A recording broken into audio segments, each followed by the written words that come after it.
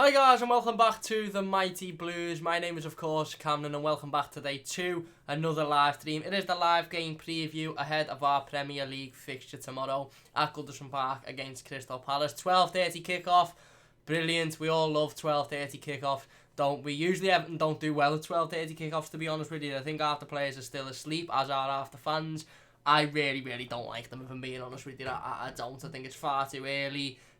Things happen far too quickly, and it's over. It's done. It's done far too quickly as well. And like I said, it's got the potential to make or break a weekend, really, hasn't it? Let's hope Everton make the weekend tomorrow against Crystal Palace. Crystal Palace, a team that are in fantastic form at the moment, currently sitting 14th in the Premier League, 7 wins, 9 draws and 9 losses this season on 30 points. Everton, although we're sitting quite considerably higher up in the league, we are only on 33 points, so if we lose to Crystal Palace tomorrow, they'll be on the same points as us. I'm not sure if they jump above us because of goal difference and things like that, but they will get to the same amount of points. And obviously, we cannot lose tomorrow. It's pretty self-explanatory that we can't be losing games like this, certainly not home games against sides that we should be beating. Obviously, it's very tight in the league at the moment. Other than the top sort of 3 places, I'd say 4th to 15th, 14th is literally only a couple of wins away from the table, massively changing. So we need to go out there and we sort of need to go and get the 3 points tomorrow, to be perfectly honest with you, because listen, at the end of the day, I don't want us to sort of drop down there when you're looking at obviously sides like Sheffield United, sides like Wolves, Manchester United will be looking at those results this weekend. Of course, we play first, so those teams will be looking at us as well. So we need to go out there and we need to get the job done against a side like in Crystal Palace, who I think are doing well. At the moment, like I said, they're not doing fantastic recently, but overall this season, 7 wins, sort of 9 draws, 30 points at the minute. They're in and around where we are, to be honest with you, and they can be a decent team, especially away from home and especially at Goodison Park. In recent years, Crystal Palace have hurt Everton at Goodison Park.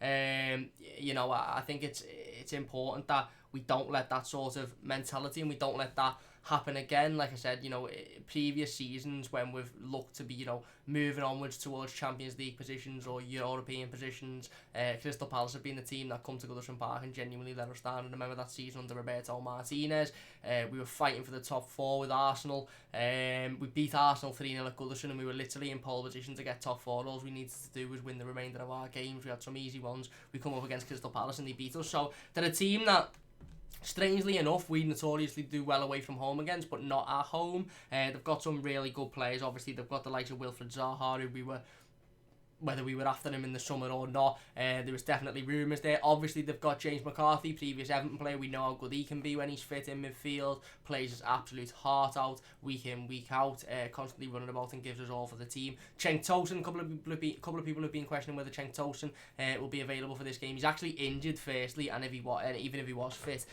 he wouldn't be available for this game due to obviously him being on loan. But listen, it's about Everton tomorrow. Carlo Ancelotti's had his pre-game press conference today. As you can see, my predicted start 11, we'll go and talk about it in a second. But Ancelotti was asked multiple times about European places, about fighting for the Champions League, about getting in the Europa League, and he reiterated every single time that our focus is fully on tomorrow's game and we need to go out there and we need to win. Obviously, we know after this game we've got the winter break. We don't play until, I think it's the 23rd of February against Arsenal. So we've got a week or so off for the winter break. So it's really important that we go into that break on a win and we go into that break on a positive as well, because, it'll really give us a good stead going forward. And like I said, with the first team to play tomorrow, so we can get the 3 points tomorrow, we'll truly see where we are in the table come tomorrow afternoon before everybody else plays. Palace, like I said, struggled in recent times, losses to Derby in the cup, Southampton and Sheffield United as well in the Premier League, 2 teams that, again, similarly with Sheffield United, in and around the positions that sort of we both are. I know Sheffield United are a little bit higher up than us, but it only takes, like I said, a couple of wins for Everton and a couple of losses or draws for Sheffield United and they'll drop down. They have, however, drawn to some decent teams. Got a draw against Norwich, a draw against Manchester City and a draw against Arsenal as well. I feel like Crystal Palace are a team, again, a little bit like Everton, maybe a little bit of a bogey team for Everton. They're also a little bit of a bogey team for for Crystal Palace, for Manchester City as well. Manchester City notoriously don't do well against them, but Carlo Ancelotti said today, and I think we all agree, they can be a really, really good team when they get playing and when they start playing well, and we need to be able to sort of handle that, and we need to be able to go out there and play our own game and get the 3 points. You know, we need to put in, for me, a similar performance to the one against Newcastle, but we need to get a result out similar to the one against Watford. We can't be going out there and throwing 2 points away like we did against Newcastle after performing so well. And like I said, we can't really afford to perform as poor as we did against Watford, because I think Crystal Palace could hurt us. They've got some good attacking players as well. But for me, it's all out there for Everton tomorrow. It's on the table for Everton. We should go out there and we should be getting the 3 points against the side, like I said, that haven't been doing fantastic recently. I've done okay in the Premier League so far, but recently I've struggled for form. And, you know, okay, they notoriously do come to Goodison Park and cause issues, but we need to be able to soak that up and go on and beat them, of course. And for me, that's the aim. And again, I said it before the Watford game, I said it before the Newcastle game, nothing less than 3 points is acceptable for me tomorrow, and hopefully the Blues can go out there and get the 3 points. James says, think we will get top 4, Cam? I don't know. I think top 4 may be a little bit too far. I think we'll get Europa League. I do think we'll get in the Europa League, but I think Champions League is probably a little bit too far of a push for this season. Hernandez says, where do you think Iwobi will fit in within Ancelotti's system?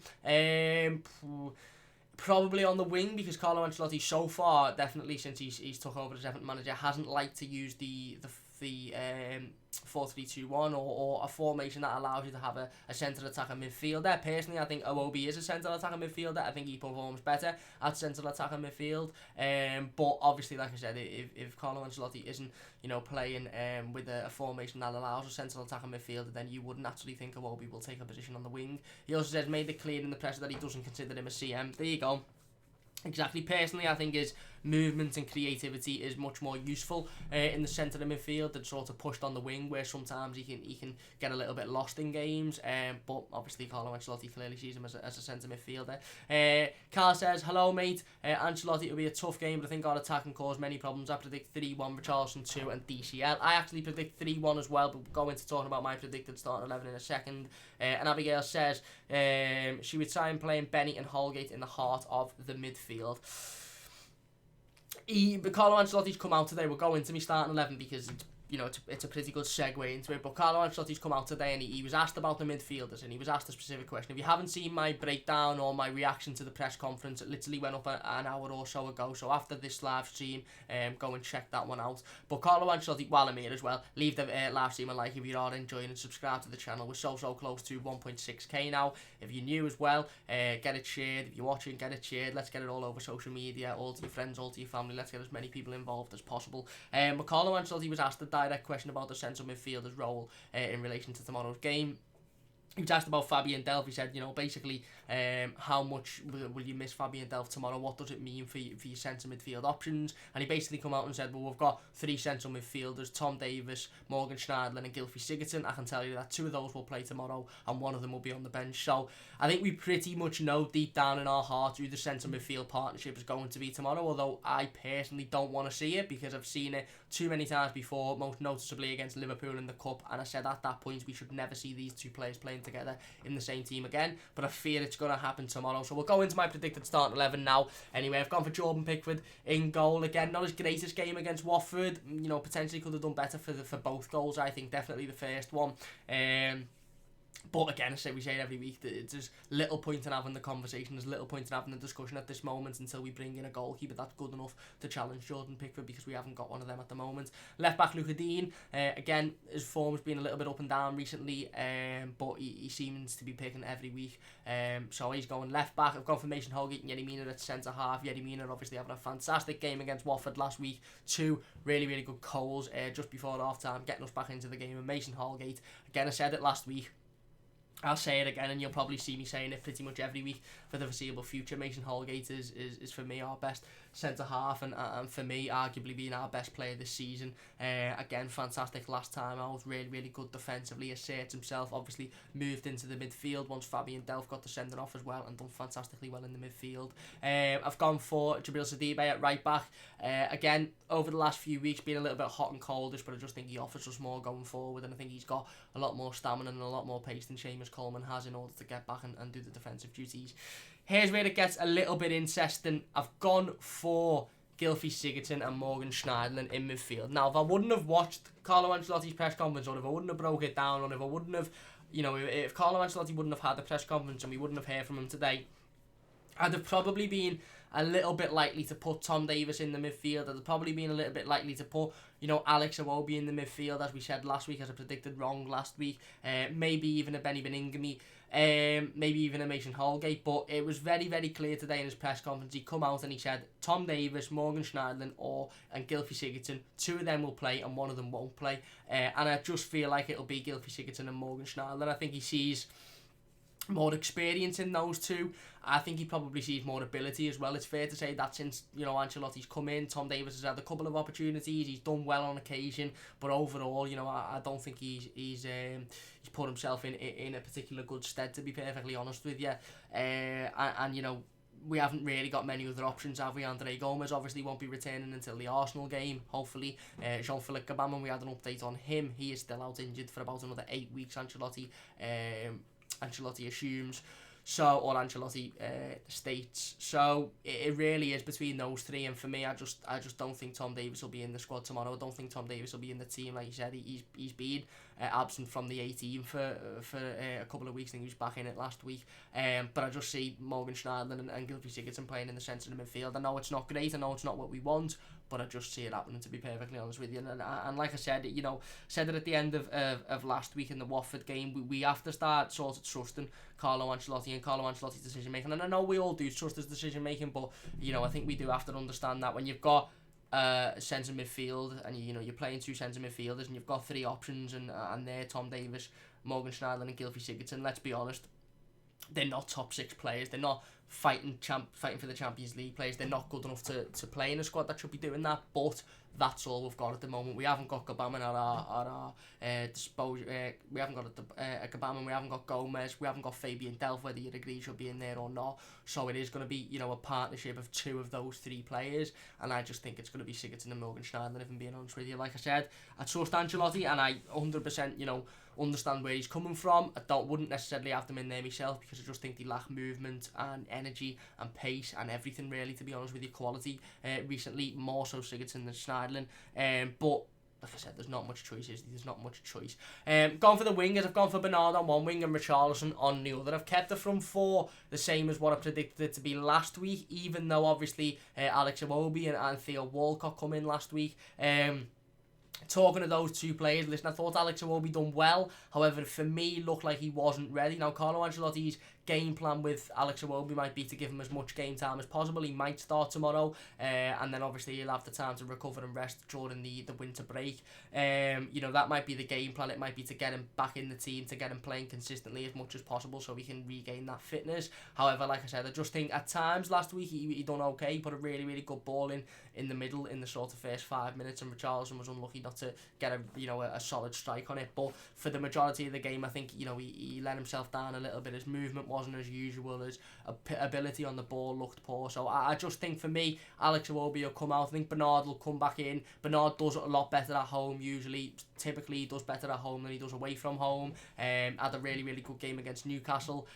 So I think, for me, there's certain players I think that Ancelotti thinks a lot better at home and a lot more beneficial at home, and I think Bernard is one of them. So I'm going to predict Bernard to be in there and Alex Iwobi out. On the other side, I've gone for Richarlison. Theo Walcott, I said at the end of last week, I said the review of last week, I don't really want to go into Theo Walcott too much, because I feel a little bit bad doing that, because he did score the winner. Obviously, Carlo Ancelotti has come out earlier today and said that Theo Walcott, has come out earlier today and said that Carlo Ancelotti sort of put his arm around him and said, you are allowed to score goals. It's not against the rules, you can score. And Theo sort of chuckled that away and said that put him at ease a little bit and calmed him down a little bit, which is good, obviously. And hopefully Theo Walcott takes that into his future games. But for me, I just think personally, I'd have Richarlison moved over to the wing. And this is a lot to do with who I'm going to say playing up front. But I just think, Theo, for the most part last week, for 91.5 minutes last week, just didn't do enough. His passing was poor, his breaking through was poor. He couldn't really beat a man. Like I said, he got the winning goal, which is all that matters in the end, so you can't really have too much of a go at him. But how many situations is that going to happen in where Theo Walcott scoring the winner of a game? Not many realistically. And okay, he was there and he won it, fair play and a good goal, and fair play to him. I'm happy for him, but I just don't think his overall game was good enough last week. So I'm going to put Richarlison on the right, and I'm going to go with Dominic Calvert-Lewin and Moise Kean up front. Dom not having his greatest of games last week either. To be perfectly honest with you, wasn't awfully involved. Hasn't been involved over the last couple of weeks, but I think we understand with Calvert-Lewin is that at any point, his work rate is constantly, you can't fault it, you can't blame it. He constantly works his arse off, he's constantly trying, he's getting in the defender's face, he's using his strength, he's using his ability. And in regards to Moise Kean for me, man of the match against Newcastle. Unlucky to not start, to be honest with you. I think it was quite harsh to not start him against Watford. However, like I said, who am I to judge, or who am I to sort of criticise Carlo Ancelotti's tactics? Completely fair enough for the team that he went with. But I think, again, I've got a feeling that Moise Kean is similar to Bernard, a player that Carlo Ancelotti feels is probably more beneficial to play at home at Goodison Park. Obviously got that massive boost with the goal against Newcastle, a massive boost with the atmosphere and the fans, and I just think Carlo Ancelotti will put him back in next to Calvert-Lewin tomorrow, and like I said, give Theo Walcott a little bit of a rest and push Richarlison over to the right. So that's my predicted starting 11 anyway. Let me know your thoughts on it in the comment section down below. If you're in the live comments, get your comments in, let me know your thoughts on them. Like I said, listen, that's my predicted starting 11. What do you think? If you'd agree with it, then brilliant. If you don't agree with it, why don't you agree with it? Leave it in the comment section down below. Carl says, I think Ancelotti has inserted that winning mentality into the team already, because if we go 1-0 down, we don't stop. We go 1-0 down, we keep fighting. Love the passion from Carlo, proper manager. I agree, although Carlo Ancelotti spoke about mentality today, and he said that you can't just change the mentality of a football team. You can't just change the mentality of players, which I think is really, really interesting, because I think, especially after that Watford game, a lot of Evertonians, including myself, sort of felt like he had come in and somehow changed the mentality, somehow changed the way that the players are sort of approaching situations. And maybe he does, he definitely does change the way that the players approach situations, but he come out and he said he can't really change the mentality, which I think is very, very interesting. I think Carlo Ancelotti's style of management is to just calm everybody down, tell everybody that they can do better than what they're doing, and, just calm everybody down, and that's, proven to be working well at the minute. Carl says, Holgate is a CM, not a CDM. He plays fantastic at CDM now, but, I think I agree. Gord says, if Everton bring in a good centre-back in the summer, would you move Holgate to centre defensive midfield or keep him at CM? It's difficult. I don't think we've seen him enough at centre defensive midfield to judge that. Obviously, we've seen him in cameos, and we've seen him start, a game or two at centre defensive midfield. I'd like to see Mason Holgate in at least a run of 7 to 10 games playing central defensive midfield before I make that judgment. Like I said, he's had a couple of good games and a couple of good cameo appearances there, but he's had 16, 17 fantastic games at centre back. So at the moment, I would say at centre back, to be honest with you. Wayne says, I'm back. Do I get a Mighty Blues badge or something? Where's the merchandise for the channel? If you should be interested in merchandise, let me know. I'd definitely be interested in doing some merchandise, looking into it. It probably just wouldn't have the Mighty Blues logo on it. It'd probably be more Everton specific, so anybody can wear it really. But if you're interested in that, let me know in the comments and I'll look into it. Abigail says, how is this team? Pickford, Sidibe, Mina, Keane, Dean, Ritchie, Holgate, Baines, Bernard, Keane and Calvert-Lewin. I like it. Obviously you're moving Holgate into the midfield, playing Baines instead of Baines on the left hand side, would that be? I like it, but I don't think Carlo Ancelotti's going to pick Leighton Baines, to be honest with you, or Michael Keane tomorrow. Carl says, Baines, why would he play? People who said DCL and Holgate, the championship quality, are so wrong, exactly. And he also says Sidibe can't defend, that's the problem. That is one of the biggest sort of worries at the minute, is Sidibe's defensive ability. Last weekend, the first goal, I don't know how much of it was Sidibe's fault, to be honest, and how much of it was Theo Walcott's fault, but Watford's first goal last week from the right hand side was utterly shocking defensively. There was, Delafeu was left absolutely unmarked for miles, and had an easy opportunity to bring the ball into the box and pass it on, and they ultimately score from it. So that definitely needs addressing. Carl also says, Ancelotti could be saying this and player Wobie, you don't know what he is thinking, he could just be saying it. Spot on, he could be. Saberio says Schneiderlin is coming in for sure, I agree. Carl says Morgan Schneiderlin looks calm under Carlo, to be fair. He does, he looks a lot better, to be honest with you. And again, I think with Morgan Schneiderlin, I've always said about Morgan Schneiderlin, he's the type of player that, personally, and I'm probably going to get a little bit of stick for this and maybe a little bit of hate, but I think Morgan Schneiderlin is good at what he does, and what he does is not a lot of movement, not a lot of getting about the pitch, just standing there really, breaking up the play and, you know, playing long balls really. Doesn't really like to get himself involved. He doesn't really like to get his socks dirty. And when he's playing in that almost Idrissa Gana Gueye role and he has to get about and he has to run around and he has to do the hard work, he doesn't look great, and that's where a lot of the stick's coming from, because he doesn't want to do that. He doesn't want to play in that role. Morgan Schneiderlin for me has looked the better midfielder out of the two, Sigurdsson and Schneiderlin, since Ancelotti's come in and all season really. But like I said, it's just those two, you know, they just don't work together. There's not enough pace, there's not enough movement, there's not enough stamina, there's not enough quality for them to work together in a centre midfield. Your midfield is everything. Midfields win or lose games, and I just fear that midfield isn't good enough to take us on to win a game. Everton FC is the best, says, hey there mate, I love your work you're doing, keep up the channel, keep it up you legend, thank you very much, really do appreciate that. Somebody says Schneiderlin is a player who needs a powerful coach to get him straight. I also agree with that one. God says the one positive that I can take away from the Newcastle game is that I saw Keane's first goal. Exactly. Boss goal as well. Dave Walker says not really bothered as long as it's Bernard and Richarlison on the wings and Moyes and Dom up front. There you go. Let's hope it is then. Wayne says, come on mate, Schneiderlin and Sigurdsson don't work. Davis and Sigurdsson sweet. Soz capped. I agree they don't work, but Carlo Ancelotti's come out today and said it's either going to be Sigurdsson, Schneiderlin, Sigurdsson Davis or Schneiderlin Davis. It's going to be two of those three players, and I just don't think he'll put Tom Davis in there. He hasn't favoured Tom Davis over the recent weeks. You know, there's been some weeks where Tom Davis hasn't even been in the 18, hasn't even made the bench. So I just feel like he'll pick Schneiderlin and Sigurdsson for the experience and for the fact that they've played a lot more games recently. I personally don't want that midfield, but I just think that's the midfield he'll play. JB says we need Holgate to be a ball playing centre back in the future. I agree actually with that. And Abigail says I think Sidibe more of a winger turned into the right back. His positioning isn't great.